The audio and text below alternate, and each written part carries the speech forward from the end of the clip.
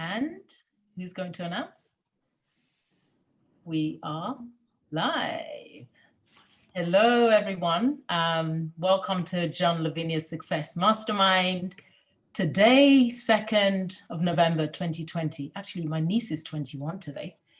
I see Mark, Ivier, Evelyn, Adrian G, Adrian J, Mary, too many friends to actually call out because, there's so many pages. Colleen's on there as well, but welcome everyone. If you're watching this on YouTube or Facebook, welcome also. Like I said earlier, before I hit the record button, for those of you expecting to see John today, he's usually on Mondays and he's usually facilitating Mondays and Fridays. I'm sorry to disappoint you. I'm not John. I'm standing in for John today. For those who don't know me, my name is Ego Obi. And before I start, a few housekeeping. Stuart's asked me to announce that the e-commerce working group with Stuart starts at 5:30 today, EST. And because of the elections tomorrow, the Adventures in Mindset session starts at 3 p.m. I think he did say that he would put a post on Facebook. I'm not sure if he's done that already. But anyway, e-commerce work group tonight, 5:30 p.m. EST, and the AIM session, which is Adventures in Mindset, tomorrow is at 3 p.m. EST. Okay, so now that's out of the way. What I want to talk about today is failure as an asset. So if you guys remember last week, we talked about,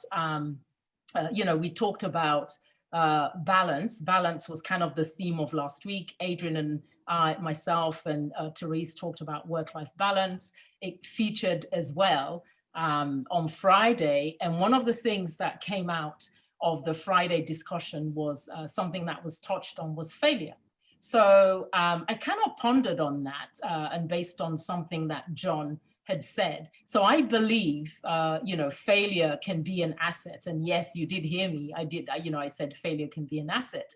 And I'll tell you why. So like I said, we touched on balance a few times and then in the Fun Friday session as well. So whether we like it or not, we all need to have some sort of balance in our lives in order to be successful, in order to successfully be, do, and have.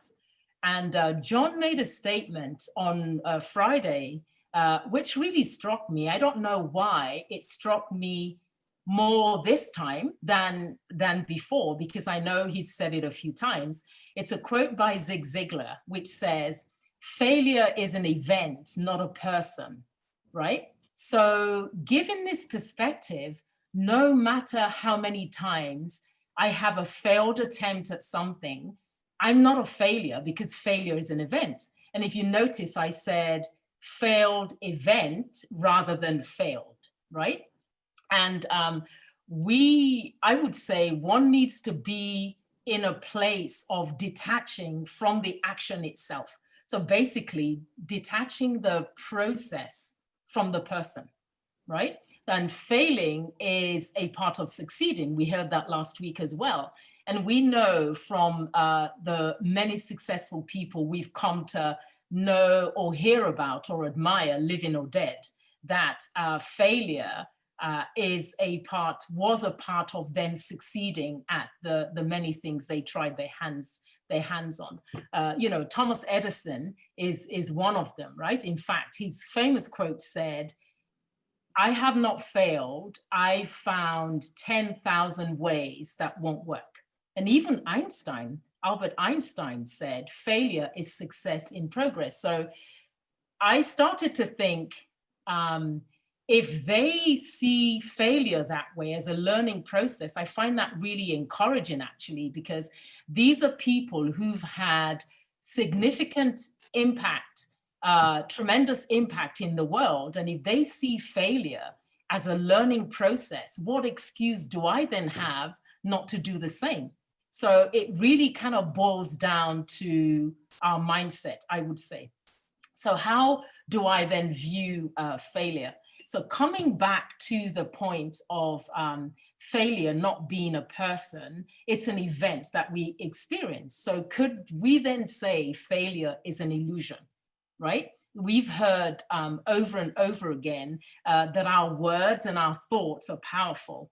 And in As a Man Thinketh by James Allen, he stated that all that a man achieves and all that they fail to achieve is the direct result of his own thoughts, right? So our thoughts become our reality, as it were, right? In effect, we can make ourselves fail by imagining the worst case scenarios. And that's very common. That's very common today. If there's we've talked about, like glass half full, glass half empty, glass always full, glass always empty. So if we imagine the worst case scenario, then we kind of imagine it into being, I would say. And sometimes it's actually our inner critic that tries to convince us that we are a failure. But we have a choice of how we want to interpret that message that we're being fed. We can either see it as a positive, or we can internalize failure, to a point where it becomes our life story, right? So we then associate that failure with who we are as individuals, such as I am a failure, right? Or we see a series of failed attempts, so we can call ourselves failures, or we can see the series of failed attempts as actually a learning experience.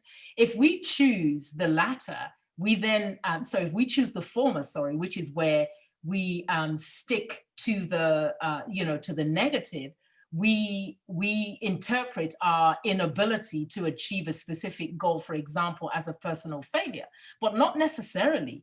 And then, like self-doubt kicks in, and we actually then strengthen our brain's involuntary neural networks. So the result of that is we aren't able to solve problems. We're not able to manage our emotions well. And we don't see, we can't see beyond that event, or, that event that has actually happened. Another point, that came to mind when it comes to dealing with failure is we tend to, if say we are starting something new, we're doing something for the first time, we set unrealistic expectations unintentionally for ourselves. So for example, we set goals, say I'm starting a business, I'm, bottling water, for example, right? It's something I've never done before. And I've set goals. So I've gone through my 12-week plan. I've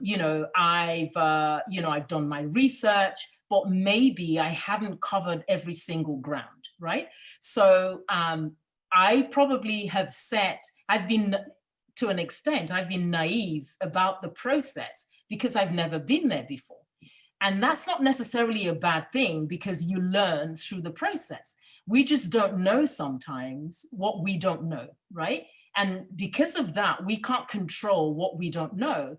And what we can control, though, is our response to whatever the event is. So if in that, like water bottling a business, something goes wrong and I'm not successful the first time or the second time, rather than see it as a failure, I should really see it as a way of not doing that same, that particular action. I've learned from that, and I learned not to do it that way. So if we choose, on the other hand, if I choose to see that particular incident or event as a learning opportunity, then I'm opening myself up to endless possibilities. So it may well be that the process I followed was wrong. It may well be that I underestimated the capacity of the bottle or the container. Maybe I should have gone with glass rather than plastic. But if I didn't fail that first time, or the attempt, wasn't a failure the first time, then I wouldn't have thought about other ways of doing things. And we've seen the examples even in this group time and time again, where people have started on one journey, they've hit a roadblock. I'm a good example of that. You hit a roadblock and then you start to explore other ways of achieving the end goal. So the end goal may be, I want to have 2 additional streams of income. And I go down one path and I hit a roadblock. In the meantime, while that I'm trying to kind of remove that roadblock, I'm exploring other opportunities in the time that I have whilst I'm waiting. When we, before we started the call, Adrian J was talking about some of the challenges people are facing with setting up, with getting verified, for those who are in the e-commerce space, getting verified with, getting their seller accounts verified. That's a stumbling block. And I know people who are still having issues with like the GTN, exemptions and things like that. In waiting for that to happen, they've started to explore other areas. Ultimately, the end goal is to have several, 2 additional streams of income. Whilst waiting, they're doing other things that's actually getting them to that destination. And if the challenge is overcome, then it may well be that you end up with a 3rd stream of income, right? In saying that though, I appreciate the fact that, some of the causes of our fear of failure can be deep rooted. It could be wounds from our childhood, and I appreciate that haven't been healed, and that results in fear of failure being carried into our adulthood. However, when we don't deal with it, it can hold us back from achieving, some of the successes that we want in life. So, what meaning then are we attaching to failure? So I would say if we are in control of our thoughts, which then become us, as we've seen, I think it's fair to say that life, things in life are neutral until we show up and we attach a meaning to it. So we can decide what something means. It could be winning or losing. Losing is relative. Winning is also relative. So I would say, that decision lies with us. We need to make that decision whether we attach a label of failure to it, or a label of a learning opportunity, to that particular event. So, I mentioned that quote by James Allen that says, what a man achieves or fails to achieve is a direct result of his own thoughts. So if we define something as positive, then that's the message that our brain receives, and it then responds by creating an emotional state that then reinforces our reality. And likewise, if we do the same with, if we see something negatively. So once we can accept, the fact that we choose the meaning that we give to things in our lives, we're in control then of our emotional state, right? Negative or positive. We can control that. And, in the words of Tony Robbins, he said, nothing in life has any meaning other than the meaning we actually give it, right? So when we change the meaning that we give something from negative to positive, we then change our lives, because our reality is then aligned with our positive thinking and our mindset. So meaning becomes everything. That sounds like the title of a book, actually. Meaning becomes everything, or meaning is everything. Anyway, let's remember that in every experience of life, there are incredible opportunities for growth. failure, as we've seen time and time again, are just merely lessons to learn from. The more failed attempt, I mean, I know I've used failure and I say it's an illusion. It's really to kind of explain, to kind of make the point. But the more failed attempts we have, the closer we are to achieving the success that we desire. And, if you kind of, I think about, like babies who are learning to walk. So they start to crawl. And then, the next thing baby stands up, they take a few steps, they fall back down. Can you imagine if the baby never really tried and just kind of stayed crawling? It's not possible, right? Because they grow up into adulthood, so to kids, and then they grow. So it's natural that we fall and then we get up, and we fall and we get up, we fall, we get up. So we have to keep trying. Persistence, consistency, as we've heard, like two of the three key areas to success that John mentioned some time ago. I think the third one was, like diversity in our approach, right? So it may well be, we failed, we've tried something. We can't be trying doing the same thing and expecting a different result. I don't know who said that, but I've heard it several times, where you can't keep on doing the same thing and you're expecting a different result. So if we learn from that, and we learn ways not to do the same thing if we want to get a different result, then I believe we will be closer to achieving the success that we desire. So, I would say we don't think, Wayne, talked about our limiting beliefs, some time ago.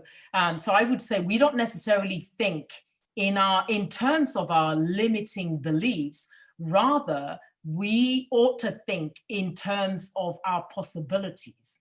So really replacing our thinking around limitations with possibilities. So for every limiting thought that comes with trying something, how about we replace it with, like a what if? So, in terms of a possibility. So, I'm saying, my limiting thinking is, this isn't going to work. What if it actually works? I think it was you, Adrian Garner, who said one time that, your family had a tradition of replacing one limiting thought or limiting belief with two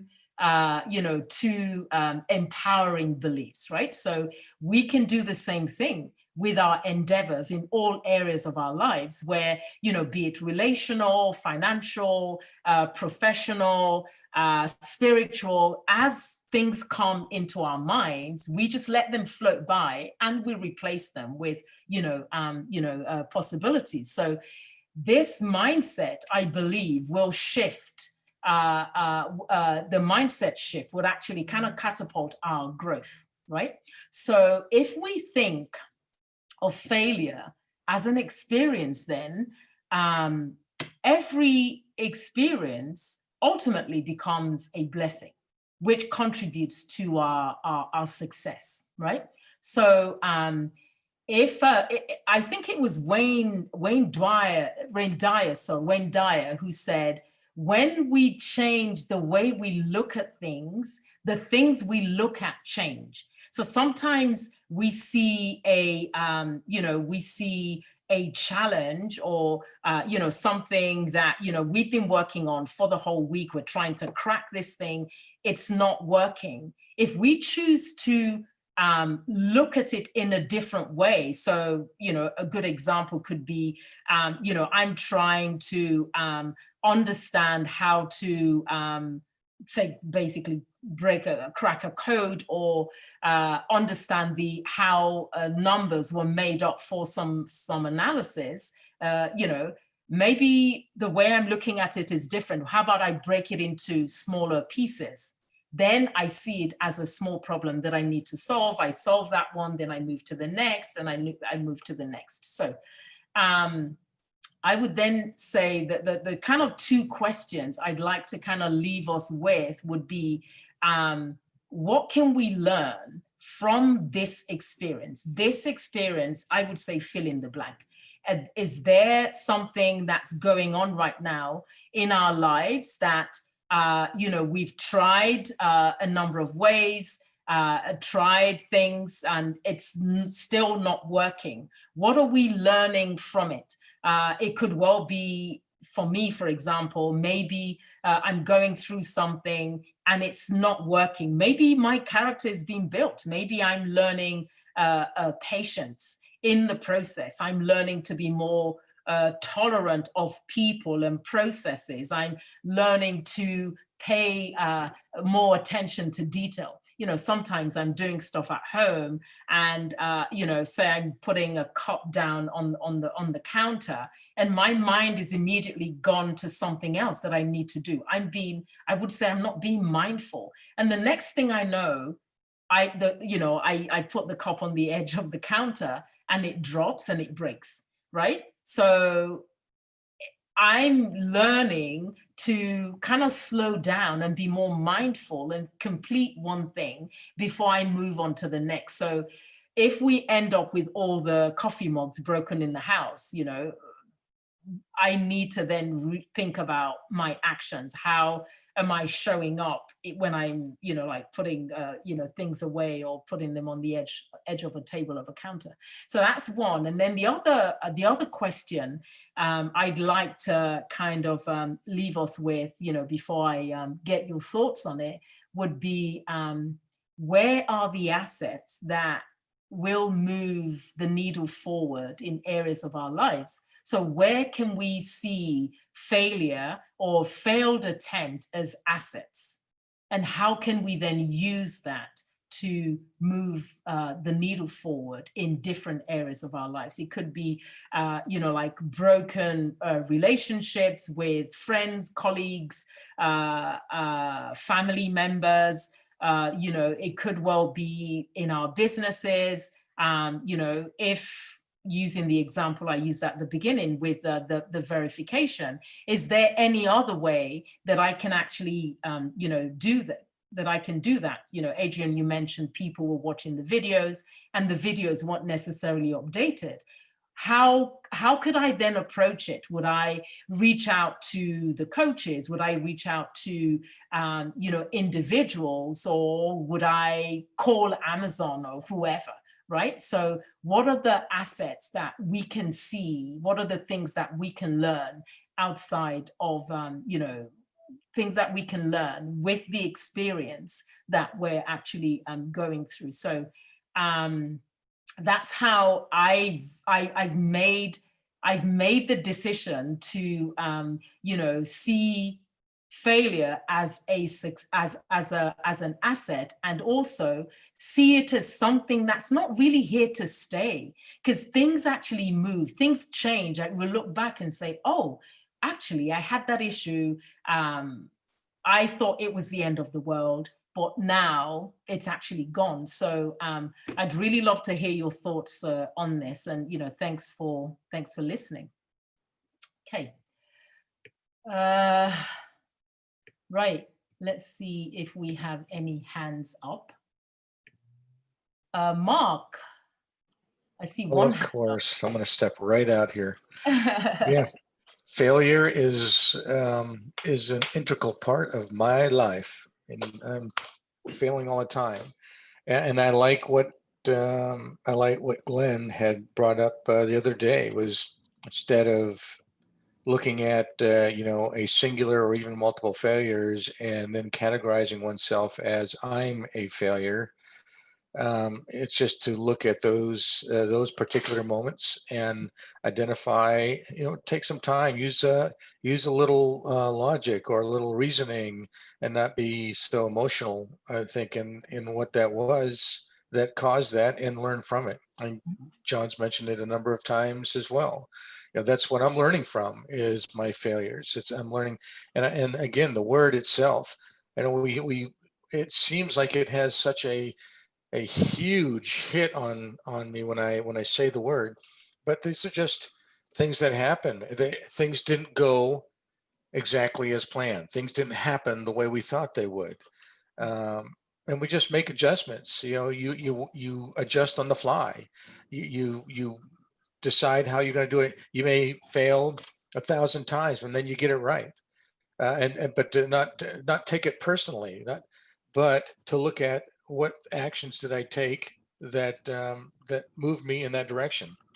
I look across the globe. I mean, if anybody here is a sports enthusiast, hey, even the pros fail.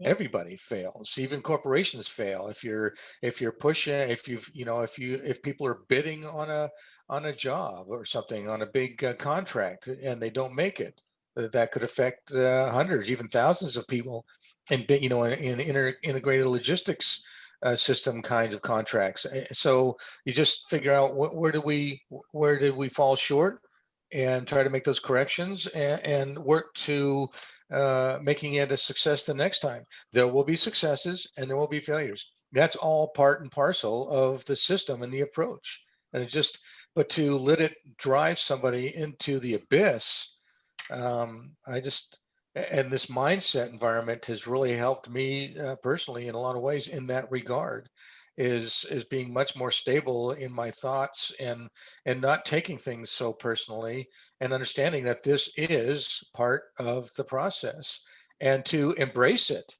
because I'd say just the opposite. Failure is what gives us the successes eventually. Yep. So It's success in progress. I totally I agree, Mark. And I like what you said about when we fail in something, you look at what action did I take to get me to that point. So it's like you're going down a road and it's not taking you to your destination. You have to back up and take a different route. And just like you, being in this group and of kind of developing that mindset gives me the boldness to say I see failure as part of the journey to success, or it's success in progress, right? So yeah, I totally agree with you on that one. Thank you, Mark. We have Evelyn, and then we have Colleen. Hey everyone. So you guys probably have heard me say this thing over and over again. And basically, I think I am where I am in my Amazon journey because of all the times I have failed. There is no other way around it, you guys. I have made so many mistakes. But the good thing is that I have learned from them. And I think that's something that we gotta take with us. Don't be afraid of making a mistake. You trip and fall. Talking about tripping and falling. I fell last year pretty bad. I had 8 bones shattered in my foot, the metatarsals. And here I am. And we bought a house, a 2-story house. So now it's like up and down, up and down. Well, if that was the case, right, we wouldn't do anything at all. Like other people have had failures, as a parent, raising your children, as a single parent, whatever it is in life. I think that we just gotta be honest, look at ourselves in the mirror, take a look at who we are today, love it, ourselves so much, and never give up. Just take those lessons that life is teaching us, and we are much better today because of them. And don't be afraid of making any mistakes. Don't be afraid of taking chances on anything that you do in life. I absolutely love what you're talking about today, Ego, because last week, I think I was talking to Mary and I said, world, here I come again. I know I'm going to mess this one up, but I'm going to make it. I'm going to get it right, eventually, probably after I screw something up. And I did, and the shipment is already on its way to Amazon. But you know what? I figured out a way of making it happen, and maybe that's how I know how to tackle it the next time around. So back to you, Egg. And that's I guess that's the gem in the experience, right? That's the asset. We learn from it, and we learn ways in which we do things differently next time. Thanks for that, Evelyn. Okay, I think we have Colleen next. Hi, everyone. Colleen. Ego, lovely topic, and as usual, so everything is so timely, especially considering that the UK is heading towards the second lockdown this week. And what really stuck out to me was the fact that you were mentioning failure is not a person, it's just an event. Mm-hmm. And I think what happens is we tend to see failure as something where we believe that, you know what, this didn't work out, because that's what we assume failure, or we basically believe failure is. Okay, I'm trying something, it didn't work out, that means I failed. And who determines what a failure is? Because here's what I've noticed, right? In the beginning of the pandemic, so in March, when the news came out, a lot of people were furloughed, everyone was sent home, and the panic set in for many people. The panic shopping set in. It turned into the most heightened sense of anxiety and depression I have ever seen in my entire life on this planet. Now, mind you, we live in a civilized society where we're not cavemen. We don't have to go out there and forage for food and run after, wildebeest and stuff to get provisions. We're not living in that time. We have access to so many amenities and things that have made life easier for us. Yet for all, people will be behaving like if it was Armageddon.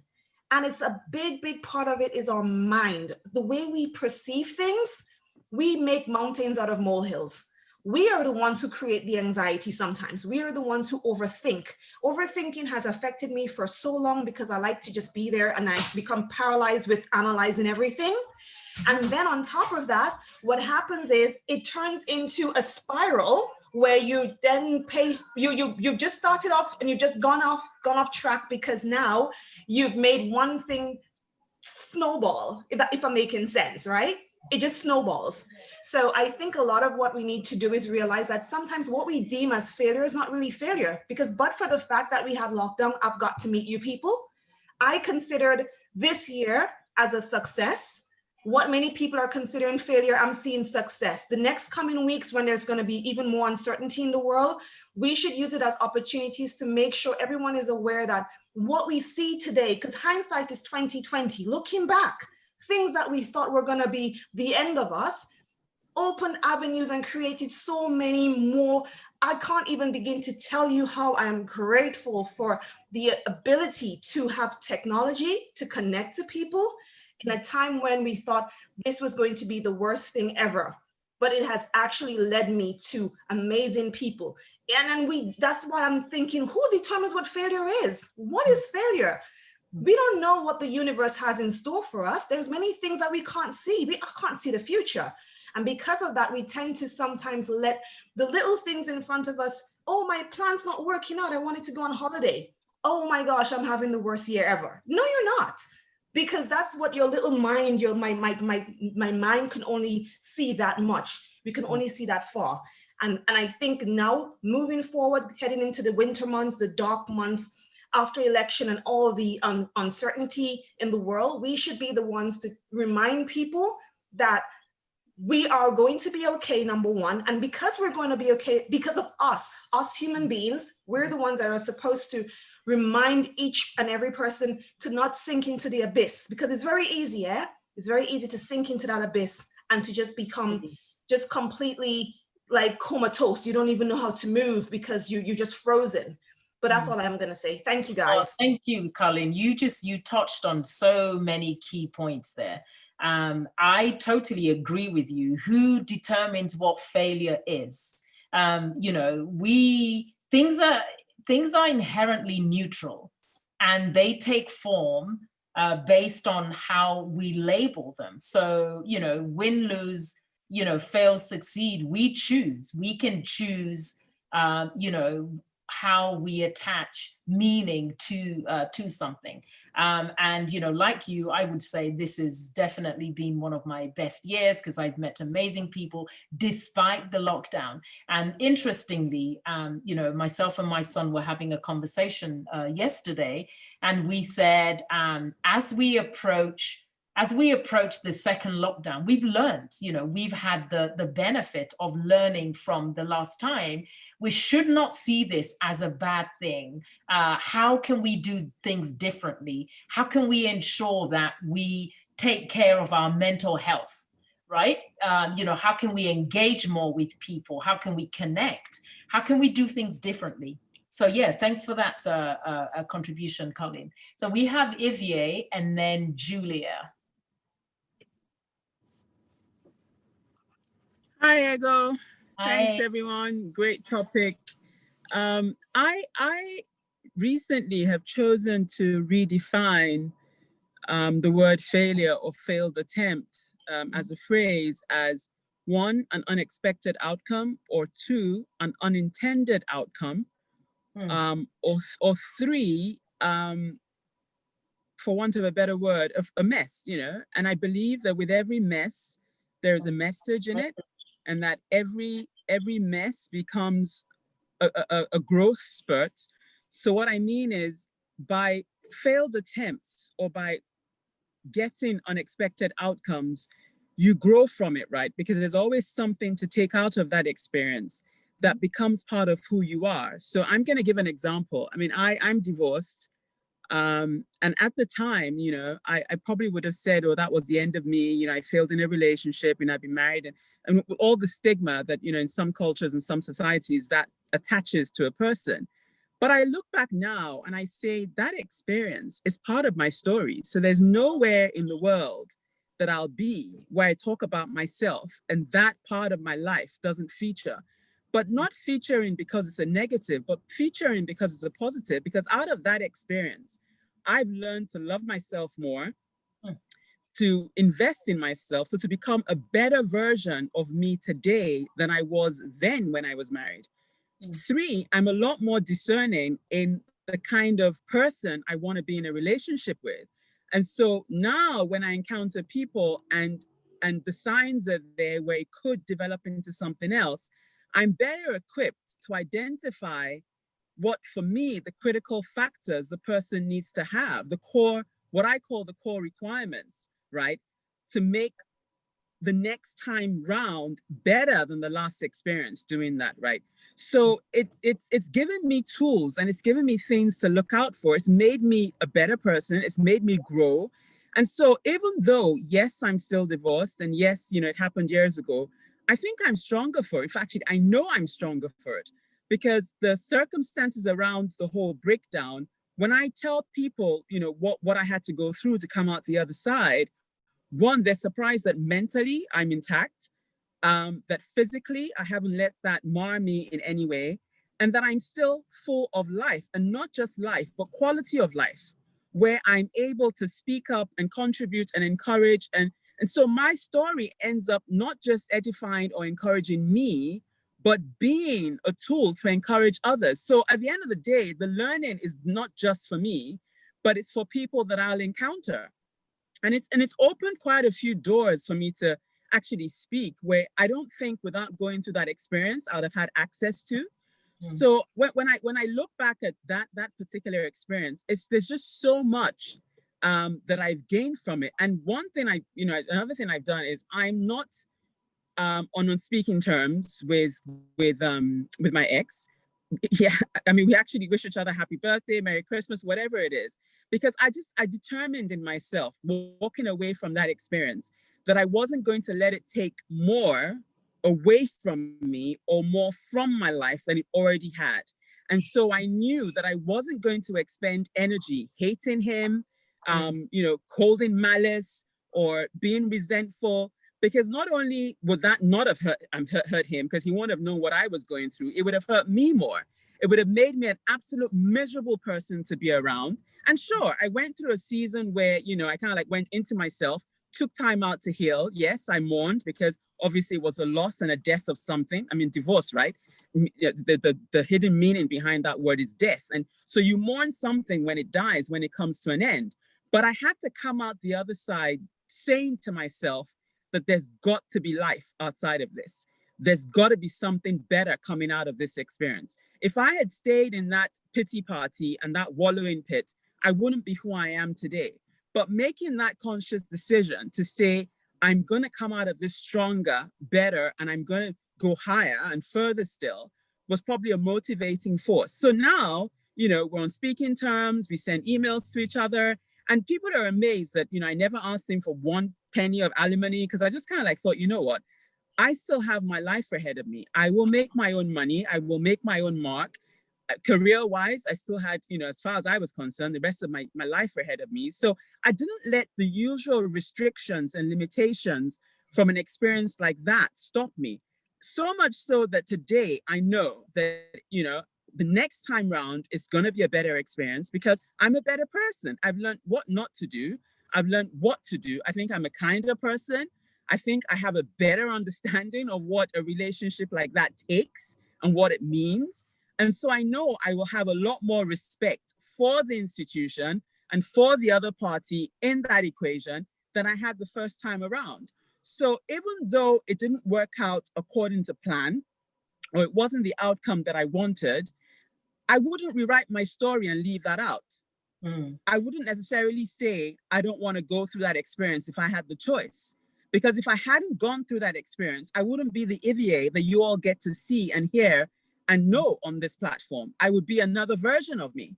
So if I'm celebrating the version of me that I am today in 2020, that's part of the journey that's got me to this version of Ivie. So if I take that out, then I'm something else. So that's kind of like my take on, and that's not to say that I won't fail again in that, or that I won't fail again in other things, but I think just having that mindset and being determined to see what the growth potential, what the learnings are, and just taking it on head on, just facing it and saying, you know what, this will be part of who I want to be going forward, and I will let it count for good. I won't let it take more away from me than it absolutely has to. So that's just something I wanted to share with everyone. That's awesome, Ivie. And what you've learned from that experience is evident to us all. The Ivie we've come to know, and one thing you omitted was the Ivie we've come to love. That, and I like that, the fact that you said you see that experience as a tool to encourage, and I would add, build others up, because that's exactly what you do through your wisdom, through your insight, through your life experiences, right? So thanks for that share. Thank you for that, Ivie. Julia is next, and then we have Therese. Well, I have succeeded and failed multiple times with both in my life. The failures, I end up kicking myself over and over. I don't know if any of you do this, but I will lie in bed at night and think about maybe a small incident or maybe a bigger thing and just beat myself up. And my father used to do that as well. My father had an alcohol problem, and he was a mental patient. And I saw for years that he would beat himself up about whatever his perceived failures were. And I decided I was not going to be that person. But yet, I lie in bed and do this. Well, last night I happened to find a Hal Elrod talk, and we've probably all of us have read The Miracle Morning, but I found a talk that I had never read before, and I'll type it into the chat, or not read, watched. And this was so impressive to me, because he talked about the 5-minute rule. Raise your hand if you're familiar with that. Okay, I was not. And it was so fantastic. For those of you who don't know it, I hope you'll get a chance to watch this talk, because it was profound. But he says you have 5 minutes to complain, to feel bad, to argue with yourself, to beat yourself up. And when the 5 minutes is done, you're done. If you can't change it, just say, I can't change it. I'm going on, and make the best of everything, and don't look back. Don't look back like with regret and anger. You can look back and examine it and see what you could do better, I guess. But it's just such a wonderful, positive way to approach failure of any kind, and to not beat yourself up as you lie in bed at night. My husband and I talk about this all the time. It's like, oh, what are you regretting tonight? So we're not going to do that anymore. And I also wanted to add, Ivie, following up on your comments about divorce. I was divorced, and for 13 years, I did not get remarried. I had a boyfriend for part of that time, but 13 years later, I found the right person for me, the person who for the last 16 years, I have shared my life, and it has been so much better. He also was divorced. we've learned so much about ourselves. I mean, I was an idiot, barely 21-year-old when I got married, and Exactly. the wisdom that I can share with young people now from my hindsight is that for many people, not for everybody, some of you may have been married since you were 18, but for many people, waiting a good number of years after you're 21 is a smart idea. So, you know, there are some benefits with the blows that we go through of divorce. If you can share your story and encourage anybody else to think about marriage a little bit more seriously and realize that life is long. So, anyway, and then I'll leave you with, and most of you probably know this, if it doesn't kill you, it makes you stronger. Yeah, there is something to that. Yeah, thanks, Julia. I like, you know, the part where you said, give yourself permission. I would say, you know, like permission to kind of process that event as it were and make the decision very quickly. Bold yes, I'm determined not to allow this take me down, or I'm going to go a certain path. So thanks for that. Okay, we have Therese, and then we have the Reverend Glen. Hello, everyone. Hello, Ego. Thank you. Nice to see you this morning. Oh, boy. Yeah, falling down and getting back up. And I really connected to your visual of a toddler, you know, first learning to crawl and then trying to take those first few steps, falling, and just gleefully getting back up and trying again. So I think for me, I'm going to try to imprint that visual. And, you know, yeah, I mean, each time I get back up, it's a better version of me. And you learn tools and you share those tools. And I think that's interesting. Evier made that comment. I loved that. And for sure, I mean, we learn things at different rates. We all have different experiences. And like this group, it's so powerful. We are learning from each other's experiences. I won't call them mistakes or failures. They're just experiences. And we all choose different paths for different reasons, our families, expectations. And, you know, I too, after a divorce, it took me a long time to find my feet on the ground again. And I think it took me a great deal of time to not beat myself up again. But I learned how to be stronger for myself. And I think that I found my own voice and was able to disconnect from my own family's voice about what, you know, that what that meant and the importance of it in a life. And I think it's just made all my relationships stronger in terms of the fact that I just have a better grasp of who I am and what I need to make me happy and successful in a relationship. And that when I say relationship, of course, I mean all kinds of business relationship, a friendship, and personal relationship.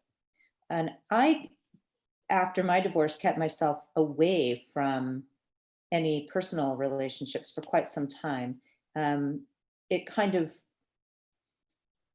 you know, it shattered or dismantled my belief and my trust. And I wasted a lot of time. So if I can send any message out there, I mean, you have to go through what you have to go through. But I think, you know, doing some personal work on that and really understanding intimacy and understanding what it takes to have a healthy relationship. I don't think we all, unless you go to school and you study that, you don't really understand it. So I hope that as I move forward in integrative nutrition and working with everyone on Friday's talk, that I can impart tools and tactics on how to live a happier, more balanced life. And yeah, thank you. You're all a part of my learning and growing and my experiences and getting up and down. And I'm so grateful. Thanks. Thanks, Therese. And I certainly, for one, look forward to learning from you. So yeah. Thank you. Thank you. Okay, we have Glen. There you go. Hey. Great.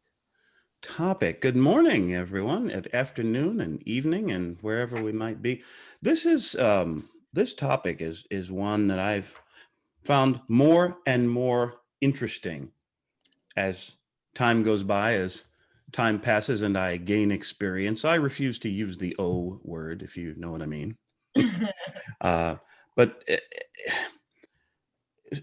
many of us on this call and previously have talked about the magic that there is in developing a different and empowering definition of failure. And it sounds like a common denominator for all of us, for many of us, is the choice to embrace failure and make it work for us. And I endorse that frame of mind entirely. You know, we talk about failing one's way to success, and you know, we have this idea that failure is this way and success is that way. In fact, failure is on the road to success. Failure is part of the process of success. They are not opposites. They are complementary and indispensable. As you know, I probably know by now, I take a lot of enormous inspiration from words, from quotes, from speeches, whether by real people or fictional characters or TV shows, nudge, nudge, wink, wink. And one of the most powerful speeches, and I'll just leave us with this without further comment. Some of the most inspiring words I've heard on the subject of failure were spoken by Michael Jordan. Many of us know that name, arguably one of the greatest basketball players to ever play the game. And he said something some years ago, which I have posted up on my wall in the office here. He said, and I quote, "I've missed more than 9,000 shots in my career. I've lost almost 300 games. 26 times I've been trusted to take the game-winning shot and missed.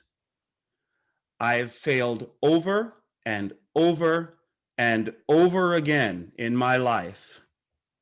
And that is why I succeed." Michael Jordan, y'all. Take that home. You can probably find it on internet someplace.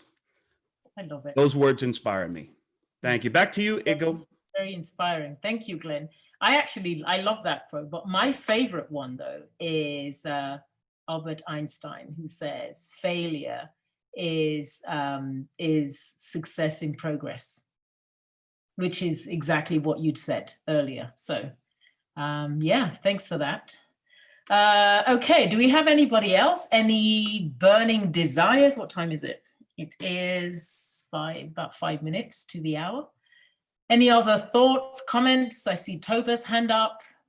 Go for it, Toba. Yeah, Hego. Yes. This is a very interesting topic, and I really want to share a personal story as well. So, you know, every year I come to Canada 3 times a year. But because of this lockdown this year, I've not been able to make it. So in June, when the government decided to give us some kind of where you can apply for a waiver from the restriction, I did apply for that waiver, and I was rejected. They said I wouldn't, they won't allow me to travel. So after 2 weeks after that, I reapplied again. Then they came back and said there's some missing documentation. Then I waited for another 1 week again. Then I reapplied again. And they said, okay, then they gave me 2 documents I need to provide. Then I reapplied again. Then they came back and said I need to come up with my quarantine plan and the period I want to stay. Then I provided it again. Then after the 5th try, then they give me the waiver and ask me to travel. Here I am now. I'm in Canada for the past 3 weeks. So what that tells me is that if we don't give up on whatever we want and you continue to pursue it, we will definitely get it. That's my Absolutely. Absolutely. So basically staying on course, not quitting, right? And you get the desired results. In this case, success, right? Thank you. Thanks, Toba. Anyone else? We are 6 minutes to the hour. Any burning desires? Any thoughts, comments, questions? If not, we can. Can I say something? Yes, Khalid, go for it. Hi, how are you? I'm good, thanks. How are you? Good. Not too bad, thanks. Not too bad. Failure, one of the things. While I was doing my chartered accounting, I failed so many times after my degree. I failed so many times. The pass mark is 50. I got 49, 48, 49, 43, 42, 47, 2 marks, 1 mark away. And I failed so many times. I was so close. So many times I was prepared, and so many times I wasn't prepared. I failed and sat exam again and again and again. I forgot even how many times I sat exams. I forgot how many times I sat exams. It wasn't an uni exam. It's chartered. It's not easy. That's why not everyone passes. But I failed. I sat again. I failed. I sat again. I literally forgot. My target was I'll just get through, and I got through 2 years ago. But I don't know how many times I failed because I stopped counting. Because if I didn't stop counting, I would have just probably lost somewhere. I wouldn't say it was easy for me. It was so many times I was in tears because I prepared myself so long. I was staying back after work hours and hours. I didn't come home probably 10 late night, or sometimes even after that. My kids sometimes gone to sleep, and I came home. Well, my wife is waiting, and she's like, "Are you still in the library?" Like, yeah, unfortunately. Are you gonna come home? Yeah, I'm coming home. And then I failed, and then I failed, and I did 14 exams, and eventually I got through. And the day I got through, I felt like I proved. I don't know why I felt. I was in tears. Like it didn't give me a greater benefit as yet, but the accomplishment I had and the relief I had, oh my God, it's just unbelievable. It's so unbelievable. I stopped counting how many times I failed, but I succeeded at the end. That was 2 years ago. I finished all my exams, and that things every time anything I fail, I'm not really doing great with my Amazon as yet, but I remind myself, look, I've done that similar way. I passed my exam. Done the same thing with my drivings. I didn't pass first time. I was really good. I failed for some reason. Second time I failed. I think I passed fourth time after third failure, but I don't even remember anymore because I just kept going and reaching the goals. And that's the motive for me to carry on. Sometimes I get upset with a lot of things in his life, and I feel like if I had stopped and I was upset because of my failure, I wouldn't have been here today. I'm working in a good company and earning a fair amount of money and providing food and everything for my family. Had I stopped that, maybe I would be struggling.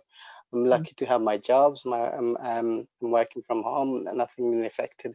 Even if I lose a job, I will find a job because of the experience I have.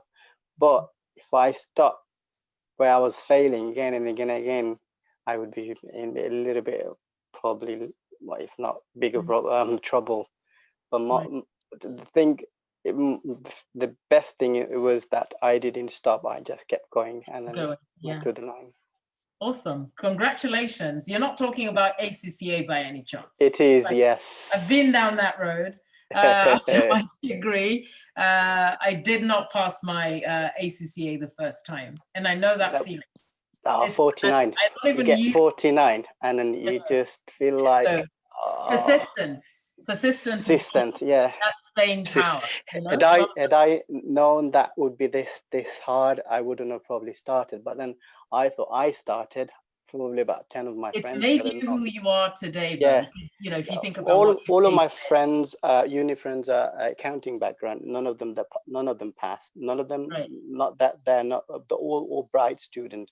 They just some of them they just didn't bother. Some of them Yeah. tried few Yeah. subjects and then they failed, and they said, Well done. for Well me. done. But I Thank thought I'm not gonna let it go. I'm just gonna go through, and I'll see the end, and I did.